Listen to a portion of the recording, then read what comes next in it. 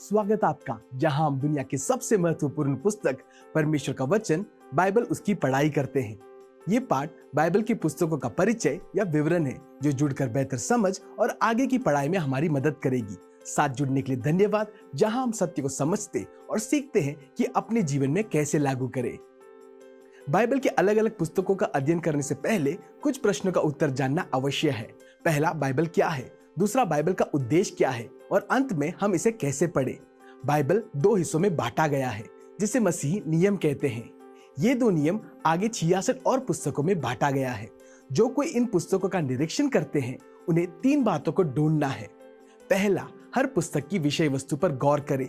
दूसरा, पुस्तक की सारांश की ओर ध्यान दें। और तीसरा और सबसे जरूरी, प्रत्येक पुस्तक के संदेश को समझे और जाने कि ये हमारे जीवन से कैसे संबंधित है। बाइबल का अध्ययन हर विश्वासी को सुसज्जित होने में मदद करता है, ताकि वे अपने विश्वास को समझें और प्रभावी रीति से अपने दोस्त, परिवार और पड़ोसियों से संवाद करें। एक आम धारणा है कि सेवकाई केवल पादरियों का काम है। कलीसिया के प्रति हमारा रिश्ता इससे केंद्र कर सकते हैं कि हम अपने अगुओं से अपने लिए क्या आशा रखते हैं। जैसे इफिसियों 4 के 11 से 13 में प्रेरित पौलुस की कल्पना ऐसी थी कि पूरी कलीसिया सेवकों से भरी हो, जो अपने अगुओं से सेवकाई के लिए सुसज्जित हो। पूरी कलीसिया ऐसे लोगों से भरी जो सक्रिय रीति से कलीसिया बांधते, मसीह की सेवा करते, मसीह का ज्ञान दूसरों से बांटते और उन्हें परिपक्व मसीह जैसा बनने में मदद करते। वो कहते हैं, परमेश्वर ने कुछ लोगों को प्रेरित, कुछ को भविष्यद्वक्ता और कुछ को सुसमाचारक और कुछ को पादरी और शिक्षक नियुक्त किया है, ताकि पवित्र जन सेवकाई के लिए सुसज्जित हो जाए और मसीह का शरीर विकसित हो, जब तक कि हम सब विश्वास और परमेश्वर के पुत्र की ज्ञान में एक ना हो जाए, एक सिद्ध मनुष्य के समान, जो मसीह का संपूर्ण ढील डोल है। आप जो बाइबल के अध्ययन में शामिल हैं, आप कलीसिया के मूल्यवान हिस्सा है और पवित्र आत्मा के सामर्थ्य के द्वारा अच्छे कामों के लिए बुलाए गए हैं। पौलुस दूसरा तीमुथियुस 2 के 15 में कहते हैं, प्रयत्न करो कि परमेश्वर का ग्रहण योग्य सेवक बनो, जिसे लज्जित ना होना पड़े, जो सत्य के वचन को ठीक रीति से काम में लाता हो। बाइबल को समझने का एक ही रास्ता है कि आप सुसज्जित होने में प्रतिबंधित हो जाए और यीशु का भरोसेमंद विश्वासी होने की चुनौती को ले। अब बाइबल की परिभाषा को समझे। बाइबल क्या है? मसीह अक्सर पवित्र शास्त्र को पवित्र बाइबल कहते हैं। अंग्रेजी शब्द बाइबल यूनानी शब्द बिब्लिया से आता है, जो पुस्तकों का संग्रह का सुझाव देता है। बाइबल 66 पुस्तकों का संग्रह है, लेकिन फिर भी यह वह पुस्तक है जहां एक अद्भुत संदेश शुरू से अंत तक है, कहानी परमेश्वर की छुटकारे की। पवित्र बाइबल शब्द का मतलब यह पुस्तकों का संग्रह पवित्र संग्रह है। पवित्र यानी वो जो अलग की गई हो, जो परमेश्वर का हो या जो किसी रीति से परमेश्वर से जुड़ा हो। ये पुस्तकें परमेश्वर से खास तरह से जुड़ी हैं। इन पुस्तकों के संग्रह में मानवता के लिए एक संदेश है। इस कारण पवित्र बाइबल न केवल सबसे प्रभावशाली, सबसे अधिक पढ़ी जाने वाली और इतिहास के सबसे ज्यादा अनुवाद की हुई पुस्तक ही नहीं, बल्कि दुनिया की सबसे महत्वपूर्ण पुस्तक भी है।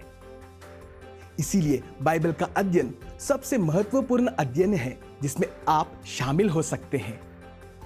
बाइबल को परमेश्वर का वचन भी कहा जाता है।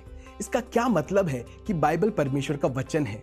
दूसरा तीमुथियुस 3 के 16 और 17 में प्रेरित पौलुस लिखते हैं, संपूर्ण पवित्र शास्त्र परमेश्वर की प्रेरणा से रची गई है। ये शिक्षण, गलत धारणाओं का विरोध, संशोधन तथा धार्मिकता के प्रशिक्षण के लिए लाभदायक है, ताकि परमेश्वर के जन हर भले काम के लिए पर्याप्त और सुसज्जित हो। इसका मतलब पूरी बाइबल परमेश्वर से प्रेरणा लेकर दी गई थी और सच्चाई सिखाने में उपयोगी है, और ये एहसास दिलाती है कि हमारे जीवन में क्या गलत है।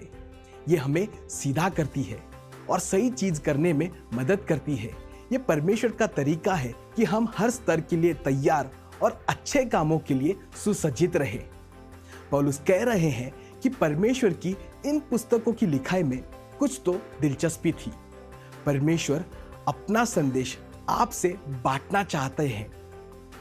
और उस संदेश का संवाद करने के लिए परमेश्वर ने बाइबल के लेखकों को ऐसा प्रेरित किया कि जो वचन उन्होंने लिखे वे उनके नहीं परंतु परमेश्वर के वचन थे। 1500 से 1600 वर्षों की अवधि में इन भविष्यवाणी सशक्त लोगों की लेखन को प्रेरित लेखन के रूप में पहचाना गया और पवित्र बाइबल के बनने में एकत्रित किया गया। वो प्रक्रिया जिसके द्वारा परमेश्वर ने मनुष्य को इन पुस्तकों को लिखने के लिए द्रवित किया उसको प्रेरणा कहते हैं। पौलुस कहते हैं ये पुस्तकें परमेश्वर की प्रेरणा से आई। प्रेरणा का शाब्दिक अनुवादित यूनानी शब्द परमेश्वर से फूंका हुआ श्वास है। परमेश्वर के पवित्र आत्मा ने इन लोगों पर श्वास फूंका, द्रवित किया और पुस्तकें लिखने में प्रेरणा दी। दूसरा पत्रस 1:16, 20 और 21 बाइबल को इस प्रकार वर्णन करता है। जब हमने तुम्हें अपने प्रभु यीशु मसीह का सामर्थ और आगमन का समाचार दिया था तो हमने कोई चतुराई से गढ़ी गई कहानियों का सहारा न लिया। हम स्वयं उनके प्रताप के प्रत्यक्षदर्शी थे। पर सबसे पहले ये जान लो कि पवित्र शास्त्र की कोई भी भविष्यवाणी स्वयं भविष्यद्वक्ताओं का अपना विचार नहीं है, क्योंकि कोई भी भविष्यवाणी मनुष्य की इच्छा से नहीं परंतु भविष्यद्वक्ता पवित्र आत्मा से प्रेरित परमेश्वर की ओर से बोलते हैं। तो जबकि प्रेरित पौलुस दूसरा तीमुथियुस 3:16 और 17 में बाइबल के चमत्कार को प्रेरणा नामक प्रक्रिया से दर्शाते हैं, पत्रस दर्शाते हैं कि वो प्रेरणा क्या है। उन पुस्तकों में लिखा हुआ संदेश का मूल उन लेखकों में नहीं था, परमेश्वर में था। इन पुस्तकों में लिखी हुई सभी संदेश का मूल आरंभ परमेश्वर के दिल में था। परमेश्वर ने मनुष्य से इन संदेशों का संवाद उन्हें पवित्र आत्मा के साथ ले जाकर किया, लेकिन साथ ही परमेश्वर का आत्मा ने पुस्तकें लिखने में व्यक्तिगत लोगों का उपयोग किया और इस प्रकार उनके व्यक्तिगत व्यक्तित्व और शैलियों का उपयोग किया। परमेश्वर की आत्मा ने इन लोगों को लिखने में प्रेरणा दी और पूरा मार्गदर्शन किया, लेकिन संदेश निर्देशित नहीं किया। जैसे वचन प्रकट और लिखा गया, परमेश्वर की आत्मा और मनुष्य के बीच में एक गतिशील संबंध था। पत्रस वो साथ ले जाकर चलने का वर्णन यूनानी भाषा में एक सुंदर शब्द फेरो के द्वारा करते हैं।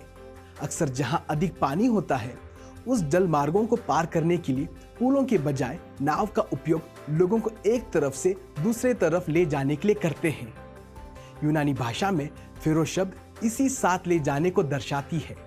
इसी तरह पत्रस कहते हैं कि परमेश्वर इन लोगों को अपने साथ ले गए जहां वे उन्हें चाहते थे। बाइबल की पुस्तकें इस आधार से नहीं रखी गई थी कि वे कब लिखी गई या उनके लेखक कब जीवित थे। बाइबल के 66 पुस्तकों का संयोजन इस प्रकार से किया गया है कि वे किस प्रकार की पुस्तकें हैं। बाइबल की पुस्तकें 2 भागों में हैं। 39 पुस्तकों के साथ एक भाग पुराना नियम और 27 पुस्तकों के साथ दूसरा भाग जिसे नया नियम कहते हैं। ऐसा हमेशा नहीं था। उदाहरण, यीशु के दिनों में पुराना और नया नियम जैसा कुछ नहीं था। नया नियम अब तक लिखा नहीं गया था, इसलिए जो पुस्तक यीशु के दिनों में थे उसे सीधा परमेश्वर का वचन या पवित्र शास्त्र कहते थे।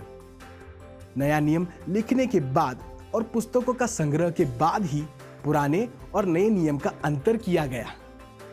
पुराने नियम के इन पुस्तकों का अनिवार्य संदेश यह है कि यीशु आ रहा है।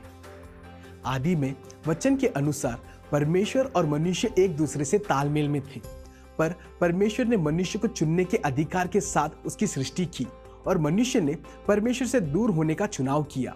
क्योंकि परमेश्वर विद्रोह या आज्ञा लंघन नहीं देख सकते, परमेश्वर और मनुष्य के बीच दूरी हुई और यह परमेश्वर और मनुष्य के बीच की दूरी वो मूलभूत समस्या है जिससे पवित्र शास्त्र निपटती है। पुराने नियम में परमेश्वर हमसे कहते हैं, मैं इस दूरी का कुछ करूंगा। नए नियम में परमेश्वर कहते हैं, मैंने इस दूरी को मिटाया है। क्या तुम मेरा विश्वास करोगे? आप देख सकते हैं, पुराने नियम की पुस्तकें कहती है यीशु आ रहा है और यीशु परमेश्वर और उनकी सृष्टि के बीच के टूटे रिश्ते का मेल मिलाप करेंगे। नया नियम हमें शुभ संदेशा देता है कि यीशु ने आकर परमेश्वर और मनुष्य के टूटे रिश्ते का मेल मिलाप किया है। पूरे नए नियम का सार मरकुस का सुसमाचार के 2 शब्दों में है। मरकुस 1:9, यीशु आया। पुराने नियम की पुस्तकें 4 अलग अलग शीर्षक के अंदर विभाजित है। पहला तोरा है, जिसे पेंटेत्युक भी कहते हैं, जिसका अर्थ 5 पुस्तकें। ये सृष्टि से परमेश्वर का मनुष्य से व्यवहार, मनुष्य का पाप में गिरना और बड़ी जल प्रलय की कहानी बताते हैं। वे परमेश्वर की वादों का विवरण अब्राहम, इसहाक, याकूब, जिसे इजराइल भी कहते हैं, और उनके बच्चों के द्वारा देते हैं। वे महान भविष्यद्वक्ता मूसा के उदय की कहानी सुनाते हैं, जो इजरायलियों को मिस्र में गुलामी से छुड़ाते हैं, परमेश्वर का नियम स्थापित करते हैं और उन्हें अब्राहम और उनके बच्चों को परमेश्वर ने वादा किया हुआ देश के सीमा पर ले आते हैं। तोरा के 5 पुस्तकों के बाद 12 इतिहास की पुस्तकें हैं। ये 12 इतिहास की पुस्तकें महत्वपूर्ण घटनाओं का विस्तार उस समय से करती हैं जब मूसा का सहायक यहोशू इजरायलियों को वादा किए देश में ले आए। मुसीबत के उस दौर में जब न्यायियों शासन के लिए उठे, ऐसा दौर जब राजाओं ने इजरायलियों पर शासन किया, ठीक तब तक जब इजरायली मेसोपोटामिया में गुलामी के लिए ले गए। परमेश्वर के लोगों ने तोरा के वो 5 पुस्तकों का आज्ञा कभी माना, कभी नहीं माना। जब कभी माना, वे अनुकरणीय नमूना बन गए। जब आज्ञा नहीं माना, तो उनका जीवन ध्यान देने के लिए चेतावनी बनी। इतिहास के पुस्तकों के बाद काव्य पुस्तकें आती है। ये पुस्तकें परमेश्वर का अपने लोगों से संदेशा है, जैसे वे उनके वचन को इस संसार में जीने की कोशिश करते हैं। काव्य पुस्तकों में परमेश्वर अपने लोगों के दिलों में संदेशा व्यक्त करते हैं। उदाहरण अय्यूब की पुस्तक में परमेश्वर का संदेश अपने लोगों से है जब वे क्लेश में होते हैं। भजन संहिता की पुस्तक में उनका संदेश उन सभी विषय के बारे में है जो आपके दिल में आराधना करते समय चलती है। नीति वचन में परमेश्वर हमें सिखाते हैं कि दिन प्रतिदिन हमारा रिश्ता दूसरों के साथ कैसे होना है। स्वभावोपदेशक परमेश्वर का अपने लोगों से संदेशा है जब वे संसार के संदेह और निराशा को अपने दिलों में अनुभव करते हैं। श्रेष्ठ गीत परमेश्वर का लोगों से दैविक मानवीय प्रेम के सुंदरता और संघर्ष का संदेश है। आखिरकार चौथा भाग, जिसे भविष्यद्वक्ता कहते हैं, इसमें 2 खंड है, महान भविष्यद्वक्ता और छोटे भविष्यद्वक्ता। महान भविष्यद्वक्ताओं को महान इसलिए नहीं कहते कि वे छोटे भविष्यद्वक्ताओं से श्रेष्ठ हैं, लेकिन उनकी पुस्तक लंबी है, जबकि छोटे भविष्यद्वक्ताओं की पुस्तक काफी छोटी है। नए नियम में भी 4 प्रकार की पुस्तकें हैं। पहले 4 ऐतिहासिक पुस्तकें जो यीशु के जीवन और लक्ष्य को बताती है, मत्ती, मरकुस, लूका और यूहन्ना के सुसमाचार। दूसरा ऐतिहासिक पुस्तकें जो प्रारंभिक कलीसिया के जीवन और लक्ष्य को बताती है, प्रेरितों के काम या संक्षेप में प्रेरितों। फिर पत्रों का संग्रह है जो कुछ प्रेरितों ने मसीही कलीसियाओं को लिखा, प्रेरितों के पत्री। यहाँ 2 संग्रह है, पौलुस की पत्री और अविशेषक पत्री, जिसमें इब्रानियों की पत्री के साथ पतरस, यूहन्ना, याकूब और यहूदा के पत्री भी शामिल हैं। नया नियम एक अत्यधिक प्रतीकात्मक या प्रकाशन पुस्तक प्रकाशित वाक्य के साथ अंत होती है और इसे समझना थोड़ा मुश्किल है। तो बाइबल में 66 पुस्तक है। पुराने नियम के 39 पुस्तकें उस प्रतिज्ञा के बारे में है जो यीशु के आने से मनुष्य का परमेश्वर से रिश्ते में नवीकरण लाएगी, जो 4 प्रकार की पुस्तकों से बनी है। तोरा पुस्तकें, ऐतिहासिक पुस्तकें, काव्य पुस्तकें और भविष्य सूचक पुस्तकें। फिर नए नियम में 27 पुस्तकें यीशु के आने की पूर्ति और परमेश्वर और मनुष्य के रिश्ते का नवीकरण बताती है। इसमें भी 4 प्रकार है, यीशु के सुसमाचार, ऐतिहासिक पुस्तक, प्रेरितों के काम, प्रेरितों की पत्री और प्रकाशन पुस्तक, प्रकाशित वाक्य। आपका धन्यवाद अब तक की लिखी गई सबसे महत्वपूर्ण पुस्तक बाइबल के इस अध्ययन में शामिल होने के लिए। उन्हें भी सिखाए जो परमेश्वर का वचन अधिक जानने और समझने की दिलचस्पी रखते हैं।